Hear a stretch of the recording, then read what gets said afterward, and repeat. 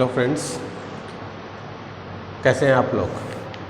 आज हम लोग जानेंगे मौलिक अधिकार के बारे में कि मौलिक अधिकार होता क्या है।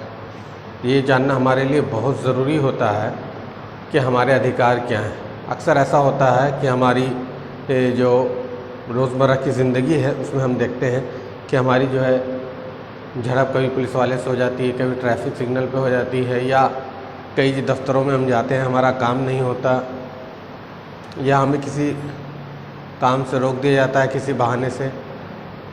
इस वजह से क्योंकि हमें अपने अधिकारों के बारे में पता नहीं होता है। हमने इससे पहले एक बात की थी बहुत पिछले क्लास में, कॉन्स्टिट्यूशन ऑफ इंडिया में।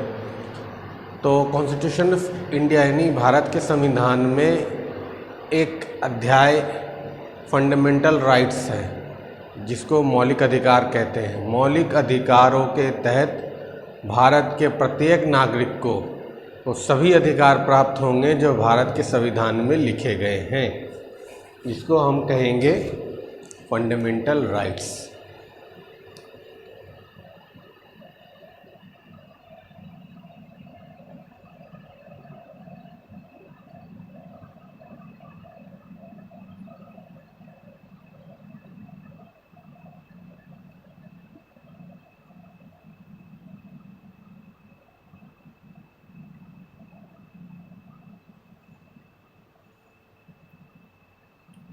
ये हमारा मौलिक अधिकार होता है जिसे ना तो कोई छीन सकता है ना इसका हनन हो सकता है।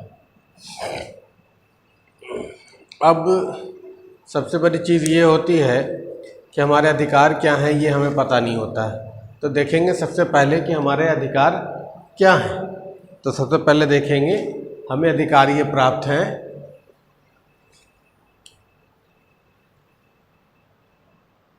नंबर 1 में राइट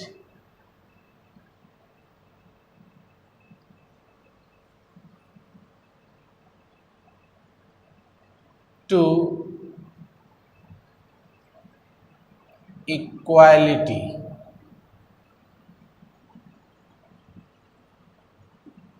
यानी समानता का अधिकार।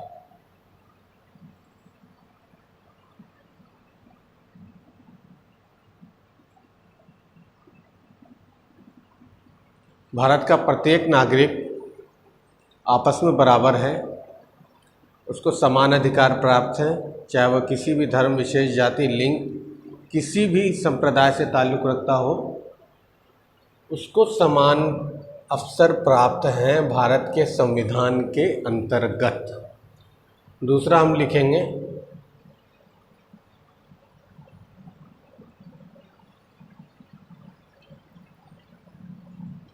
राइट टू फ्रीडम,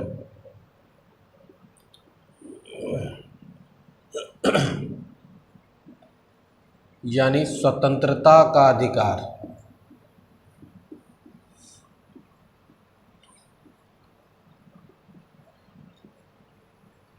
ये सेकंड जो है ये अपने आप में ही एक विस्तृत रूप है कि क्या स्वतंत्रता का अधिकार प्राप्त है या नहीं है। अगर एग्जाम्पल किसी को कोई कैद कर लेता है या किडनैप कर लेता है तो वो उसके मौलिक अधिकारों का तो हनन करता ही करता है, साथ में एक आईपीसी के तहत एक जुर्म भी होता है जो कि उसका मौलिक अधिकार है स्वतंत्र रहने का। अब यहाँ देखना ये है कि कैसी स्वतंत्रता, किसी भी तरीके के कैद से स्वतंत्रता, उसे स्वतंत्र रहने का अधिकार है, पढ़ने के स्वतंत्र अवसर प्राप्त होंगे, अपने खान पान में स्वतंत्र अवसर प्राप्त होंगे, उसके साथ किसी तरीके का कोई भेदभाव नहीं हो सकता। अब तीसरा देखेंगे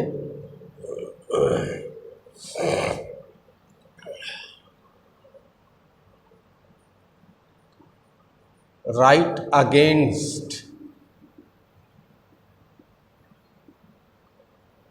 एक्सप्लॉइटेशन,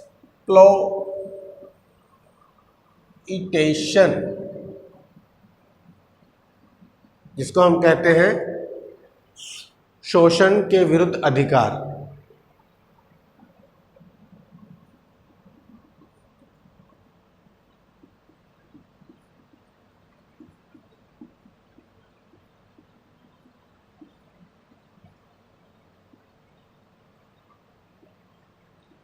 अब शोषण कैसा है? सबसे बड़ा शोषण का एक एग्जांपल मैं आपको बता देता हूँ, बाल श्रम। छोटे बच्चों का किसी होटल पे, चाय की दुकान पे, लकड़े के कारखानों में या कहीं भी ढाबे पे कहीं भी काम कराना एक जुर्म है और एक तरीके का शोषण है, उसके बाल जीवन का शोषण है। आप उससे उसका बालत्व नहीं छीन सकते। अब अगला देखेंगे,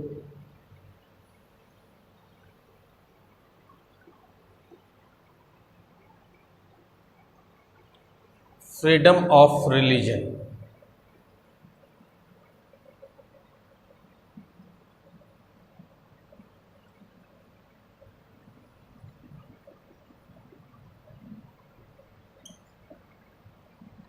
धार्मिक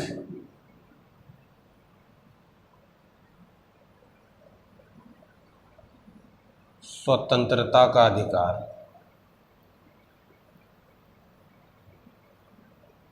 अब ये क्या है, किस तरीके का अधिकार प्राप्त है?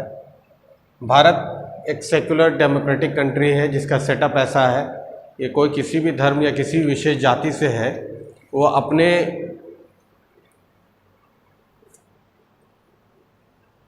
अनुसार और अपनी इच्छा के अनुरूप वो अपने जीवन को व्यतीत कर सकता है। किसी भी धर्म को मानने के लिए स्वतंत्र है, किसी भी धर्म को त्यागने के लिए स्वतंत्र है।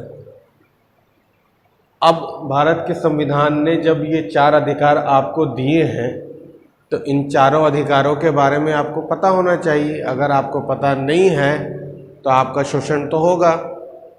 अब 5वां है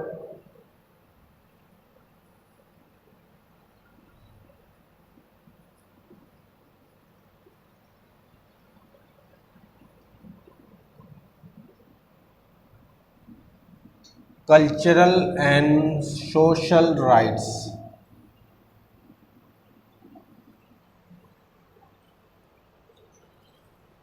सामाजिक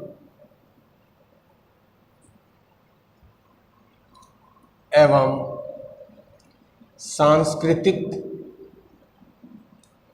अधिकार।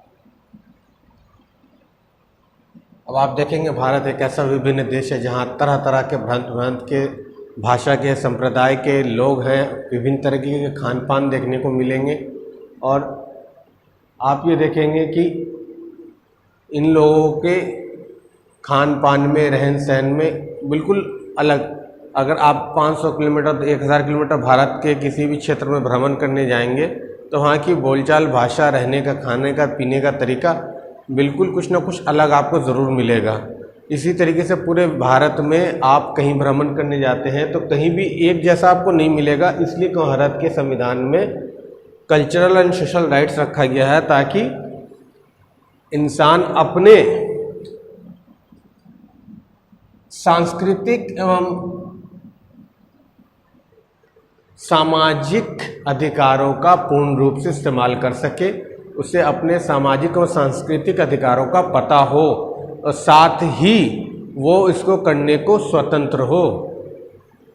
तो आपने आज देखा कि हमने फंडामेंटल राइट्स के बारे में बताया, जो कि भारत के संविधान यानी कॉन्स्टिट्यूशन ऑफ इंडिया